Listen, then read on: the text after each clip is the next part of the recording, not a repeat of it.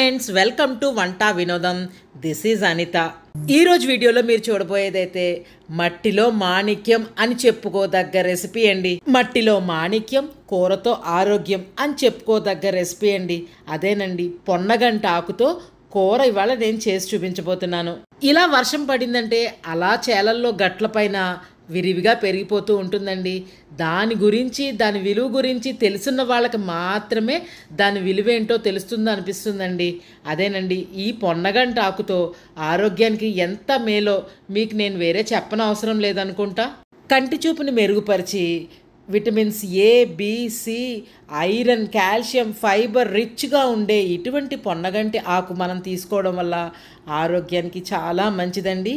మరి ఇలాంటి ఆరోగ్య ప్రయోజనాలు ఎన్నో కలిగిన ఇటువంటి పొన్నగంట ఆకుతో ఒక సింపుల్గా ఈజీగా చేసుకోగలిగే ఒక కూర రెసిపీ నేను ఇవాళ మీకు చేసి చూపించబోతున్నాను.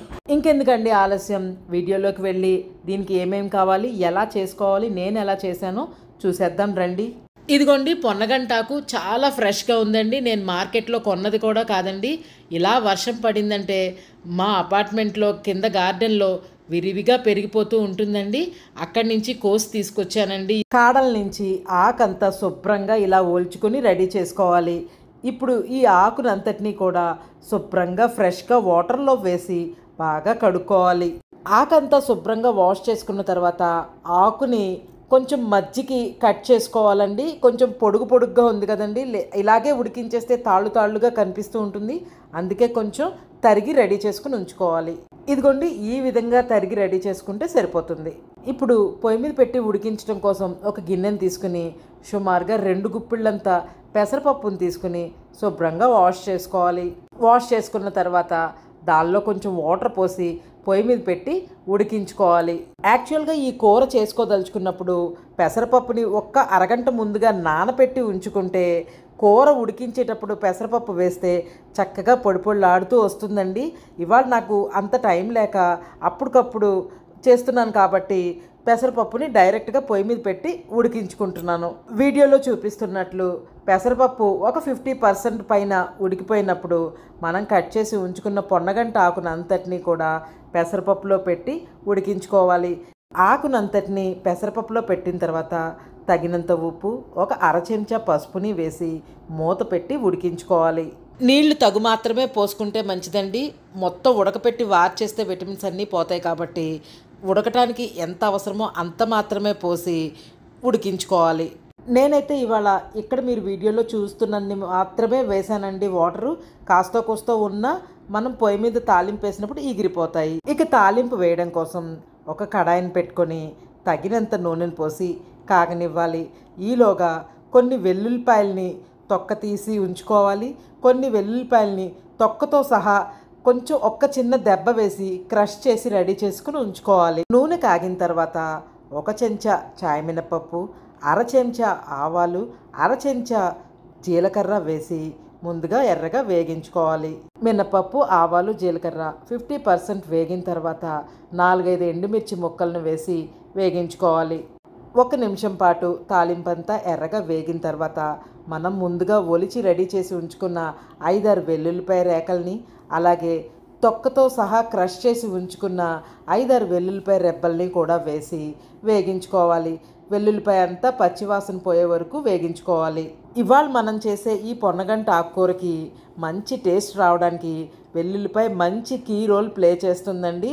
దానికోసం ఒలిచి ఉంచిన వెల్లుల్లిపాయలు ఒక అర డజను, ఒలవకుండా తొక్కతో సహా క్రష్ చేసిన వెల్లుల్లిపాయలు ఇలా 2 రకాలుగాను వేసుకోవడం వల్ల మంచి ఫ్లేవర్ వచ్చి కూర చాలా టేస్టీగా ఉంటుంది. ఒలవకుండా వేసుకోవడం ఇష్టం లేని వాళ్ళు ఒలిచిన వెల్లుల్లిపాయలనే దంచుకొని వేసుకున్నా సరిపోతుంది. ఇప్పుడు ఇందులో కొంచెం కరివేపాకు కూడా వేసి వేగిన తర్వాత మనం ముందుగా ఉడికించి రెడీ చేసి ఉంచుకున్న పెసరపప్పు, పొన్నగంటాకు మిశ్రమం అంతా ఈ తాలింపులో వేసుకోవాలి. ఒకవేళ కాస్తో కూస్తో వాటర్ ఉన్నా ఏం పర్వాలేదండి, వేగించేస్తే ఆ వాటర్ కూడా ఎగిరిపోతాయి.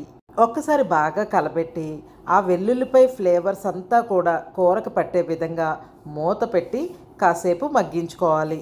ఈ కూర అయితే అన్నంలో నంచుకుని తింటుంటే చాలా కమ్మగా ఉంటుందండి.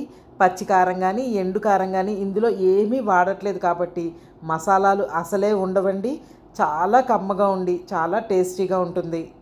మధ్య మధ్యలో మూత తీసి కలుపుకుంటూ మనం ఆకుకూర ఉడికించినప్పుడు వేసిన వాటర్ అంతా కూడా ఇవాపరేట్ అయ్యే వరకు వేగించుకోవాలి. ఒక్క 5 మినిట్స్కే ఇక్కడ చూడండి, ఆకుకూర అంతా బాగా వేగిపోయింది, తడంతా ఇవాపరేట్ అయిపోయింది, చక్కగా పొడి పొడిలాడుతూ కూడా వచ్చిందండి. ఇలా పొగలు కక్కే వరకు వేగించుకుంటే పొన్నగంటి ఆకుకూర రెడీ అయిపోతుంది. వీడియోలో చూపిస్తున్నట్లు పూర్తిగా పప్పులాగా కాకుండా అలాగే పూర్తిగా వేపుడు ముక్కల పొడి పొడిలాడకుండా ఇలా సెమీ సాలిడ్గా వేగించుకుంటే సరిపోతుంది. మధ్యాహ్నం ఇలా అన్నంలోకి తిన్న తర్వాత కూర ఇంకా కనుక మిగిలితే దానిలోనే పెరుగు కలిపి కొంచెం పచ్చిమిరపకాయల కారం వేసి ఫ్రెష్గా మళ్ళా పైన తాలింపు వేసుకుంటే పుల్కాల్లోకి చపాతీల్లోకి చాలా బాగుంటుంది. మరి ఎన్నో ఆరోగ్య ప్రయోజనాలున్న పొన్నగంటి ఆకుకూర నేను చెప్పినట్లు ఈ విధంగా ట్రై చేసి మీకు ఎలా వచ్చిందో నాతో కామెంట్స్లో తప్పకుండా చెప్పండి. అలాగే నా ఈ వీడియో కనుక మీకు నచ్చినట్లయితే ప్లీజ్ లైక్ చేయండి, షేర్ చేయండి, సబ్స్క్రైబ్ చేయండి. మరొక మంచి వీడియోతో మీ ముందుంటాను. Thank you so much. Hi అండి, వంట వినోదం ఛానల్ నుంచి నేను మీ అనిత. చాలామంది నా ఛానల్లో వీడియోస్ చూస్తున్న పెద్దవాళ్ళు నన్ను అడుగుతున్న క్వశ్చన్ ఏంటంటే, నాకు మీ ఛానల్ ఎలా సబ్స్క్రైబ్ చేసుకోవాలి, మీ వీడియోస్కి నేను ఎలా లైక్ చేయాలి, మాకు తెలియట్లేదమ్మా కొంచెం చూపించు అని అడిగారండి. ఇవన్నీ వాళ్ళకు చూపించడం కోసం నేను ఇప్పుడు ఒక చిన్న బిట్టు చూపిస్తున్నాను మీకు ఎలా చేసుకోవాలనేది. ఇవన్నీ తెలిసిన వాళ్ళైతే ఈ విషయాన్ని ఇగ్నోర్ చేయండి, తెలియని వాళ్ళ కోసం మాత్రమే ఈ వీడియో. ఫస్ట్ యూట్యూబ్లోకి వెళ్ళాలి. ఇలా యూట్యూబ్ వెళ్ళిన తర్వాత సర్చ్ బటన్లో నా ఛానల్ పేరు వంట వినోదం అని ఇక్కడ టైప్ చేయాలి. ఒకవేళ టైప్ చేస్తే వచ్చేస్తుంది. రాని వాళ్ళ కోసం ఇక్కడ సింబల్ ఉంది చూడండి, మైక్ సింబల్.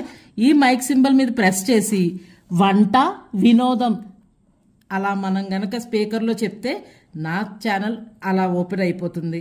ఈ విధంగా ఓపెన్ చేసిన తర్వాత లెఫ్ట్ సైడ్ సబ్స్క్రైబ్ అని ఇంగ్లీష్ లెటర్స్ రెడ్లో కనపడుతున్నాయి చూడండి, దాన్ని ఇలా టచ్ చేస్తే నా ఛానల్ సబ్స్క్రైబ్ అవుతుంది. పక్కన ఈ బెల్ ఐకాన్ ఉంది చూసారా, అది గనక ప్రెస్ చేస్తే ఆల్, పర్సనలైజ్డ్, నన్ అని ఉన్నాయి కదండి, ఆల్ అనేది ప్రెస్ చేసుకోవాలి. అప్పుడు నేను నా ఛానల్లో ఏ వీడియో పెట్టినా మీకు నోటిఫికేషన్ వస్తుంది. నా ఛానల్లో వీడియోస్ నేను ఏమేం పోస్ట్ చేశానో మీరు చూడాలి అనుకుంటే వంట వినోదం అని ఉంది కదండి, దీనిపైన ఒకసారి మనం టచ్ చేస్తే నా ఛానల్లో నేను పోస్ట్ చేసిన వీడియోస్ అన్నీ ఇలా స్క్రోల్ చేసుకుంటే మీకు అన్నీ కనిపిస్తూ ఉంటాయి. ఏ వీడియో కావాలంటే అది మీరు చూసుకోవచ్చు. ఫర్ ఎగ్జాంపుల్గా నా ఛానల్లో వీడియోకి మీరు లైక్ చేయాలన్నా, షేర్ చేసుకోవాలన్నా, కామెంట్ పెట్టాలంటే ఎగ్జాంపుల్గా చెప్తున్నాను, ఒక వీడియో చూపిస్తున్నాను. ఇదిగోండి, ఇది ఇలా ఓపెన్ చేసిన తర్వాత ఇట్లా వస్తుంది కదండి, నా వీడియో జరుగుతుంది కదండి. ఇక్కడ ఉన్న ఈ థమ్స్ అప్ సింబల్ని ఇది టచ్ చేస్తే నా ఛానల్లో ఉన్న ఈ వీడియోకి మీరు లైక్ చేసినట్లు అవుద్ది. అలాగే పక్కనే షేర్ అని ఉంది చూసారండి, ఈ ఆప్షన్, ఈ షేర్ అనే ఆప్షన్ రైట్ యారో కనుక ప్రెస్ చేస్తే మనకి ఇక్కడ ఆప్షన్స్ వస్తాయి. వాట్సాప్లో కూడా ఎలా పంపించుకోవాలి అనేది మనకి ఇష్టమైన ద్వారా మనం పంపించుకునే ఆప్షన్ ఉంటుంది. అలాగే నా ఛానల్లో వీడియోకి ఏ కామెంట్ అయినా మీరు పెట్టాలి అని అనుకుంటే ఇక్కడ కామెంట్స్ అని ఉంది చూసారండి, ఈ కామెంట్స్ కనుక టచ్ చేస్తే అన్ని రకాల కామెంట్స్ వస్తూ ఉంటాయి. ఇక్కడ మీరు పెట్టాలనుకున్నప్పుడు యాడ్ ఏ కామెంట్ అని అడుగును ఉంటుంది, కింద ఉంటుంది, ఇది చెక్ చేసుకోండి. యాడ్ ఏ కామెంట్ అంటే అది కనుక టచ్ చేస్తే ఇక్కడ మీకు కీప్యాడ్ వస్తుంది. మీకు నచ్చిన కామెంట్ మీరు చెప్పచ్చు. ఒకవేళ ఇక్కడ టైప్ చేయాల్సి వస్తుంది ఈ కామెంట్ పెట్టాలంటే, ఒకవేళ ఇక్కడ టైప్ చేయలేని వాళ్ళ కోసం అయితే ఇక్కడ మైక్ సింబల్ ఉందండి, ఇది టచ్ చేసి ఇందాక ఎలా అయితే మైక్ సింబల్ యూట్యూబ్ కోసం నా ఛానల్ ఎలా అయితే వెతికామో అలాగే ఇక్కడ కూడా మైక్ ఆన్ చేసి చాలా బాగుంది అలా మనం టైప్ చేయకుండానే మనం నోట్తో చెప్తే అది ఇక్కడ టైప్ అయిపోద్ది. ఆ టైప్ అయిపోయింది ఈ రైట్ యారో గనక నొక్కితే ఇదిగోండి ఇక్కడ యాడ్ అయిపోయింది. ఇలా యాడ్ చేసుకో, ఏ వీడియోకైనా మీరు ఇలాగే కామెంట్ చేయవలసి ఉంటుంది. ఈ విధంగా నా ఛానల్ని ఫాలో అవ్వాల్సిందిగా కోరుచున్నాను.